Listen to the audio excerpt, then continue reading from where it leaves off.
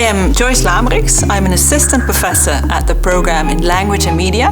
It's a bachelor program in Communication and Information Sciences at VU Amsterdam.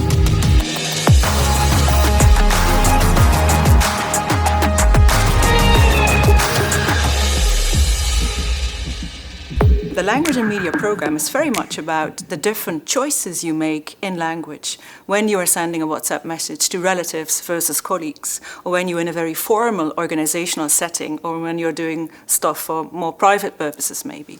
And that sort of sensitivity is really what Language and Media is all about. One of the courses that I think are particularly sort of illustrative for what the Language and Media program is all about is a course that is about media use in organizations.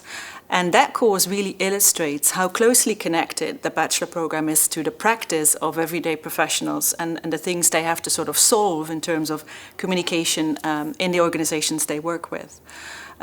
So, for example, you could sort of try to unravel why particular organizations, like a commercial organization, uses Facebook rather than Twitter, or why a hospital, for example, would prefer Twitter on some occasions and not, for example, Instagram or not a YouTube channel.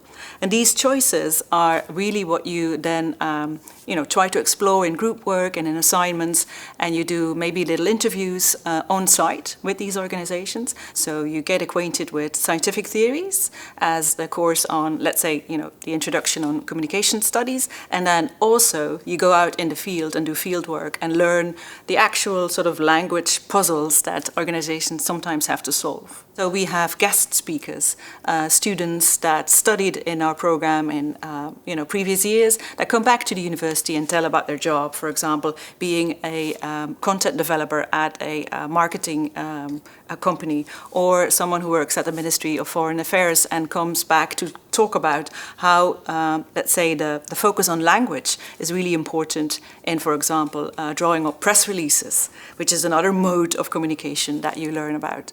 And you also do visits, you go to musea, you go to maybe nice exhibits that are relevant to the subject of your course. What is very interesting about the Language and Media program is obviously that it is an international program that is offered in English. So this means that you get acquainted with a number of different students from, very often in the past couple of years for more than 20 different countries.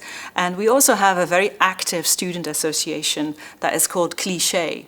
So when you finish the program on Language and Media, you have a very strong sensitivity and a varied set of skills to be able to determine what language choices need to be made in different communicative environments. You are, you could say, an expert on really closely connected what the media environment offers you and what the language choices could be in those environments.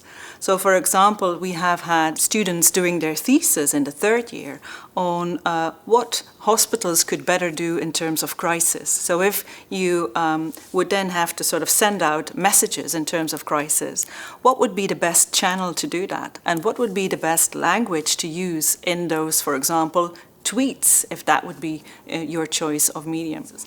I would say that you also have a very strong expertise in spoken interaction, because spoken interaction obviously is also a mode of communication. So what I like about the Language and Media program is that where some programs actually stop at communication, that is where your program starts.